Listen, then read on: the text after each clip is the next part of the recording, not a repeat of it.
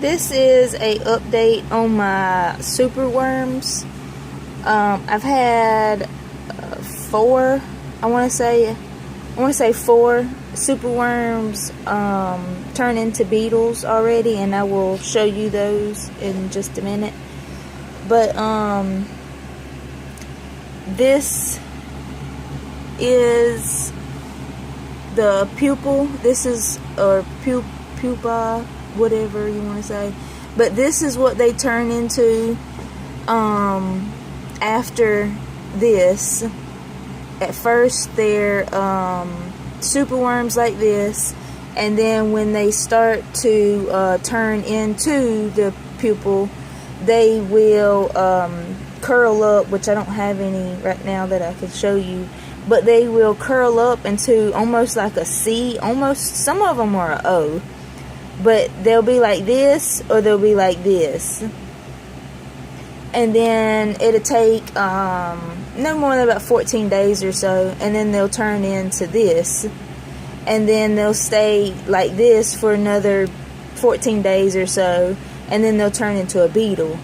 But I don't know if you can see that good, but see how he's starting to see how he's starting to darken up, how he is. And they will move, they'll twitch like that.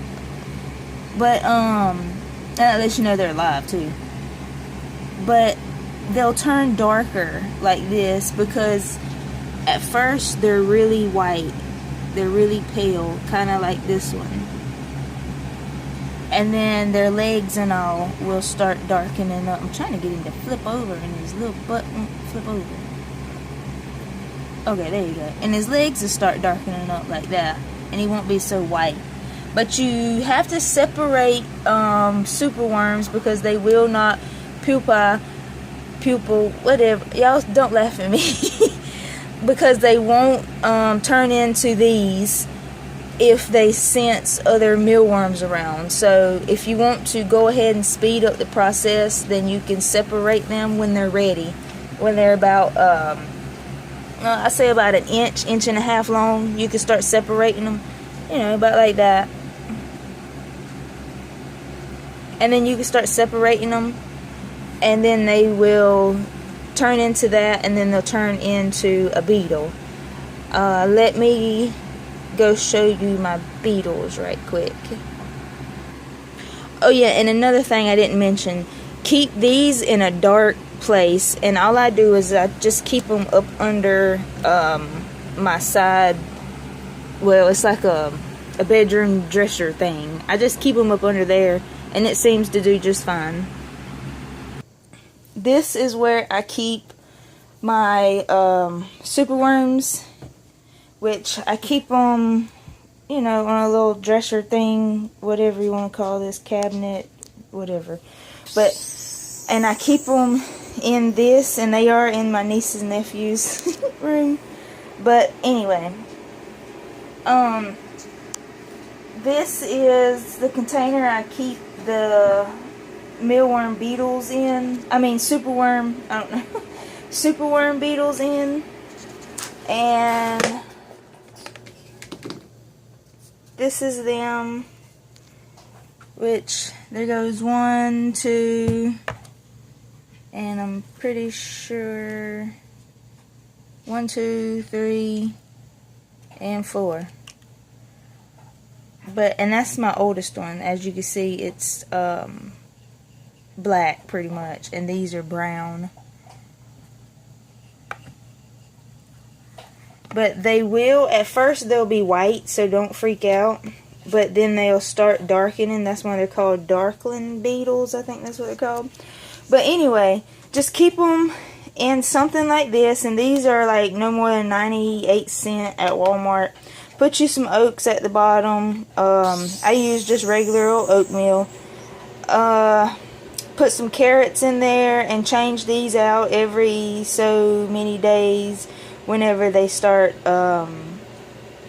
pretty much ain't no good, which this one right here ain't really no good, because see, look, a carrot is not supposed to do that.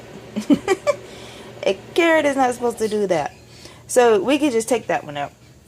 And then put you some little hides in there, something that they can hide under and hopefully, you know, lay babies on or whatever. But they'll most likely lay babies in this. And you can leave the beetles in here with the superworms if you want to.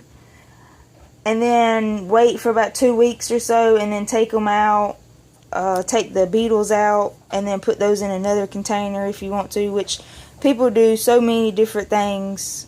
But I'm pretty much just going to leave these in here for about 4 weeks or so, and then I will take them out and put them in another, because I don't have that many beetles right now. So I'll just take them out in about 4 weeks, maybe a month.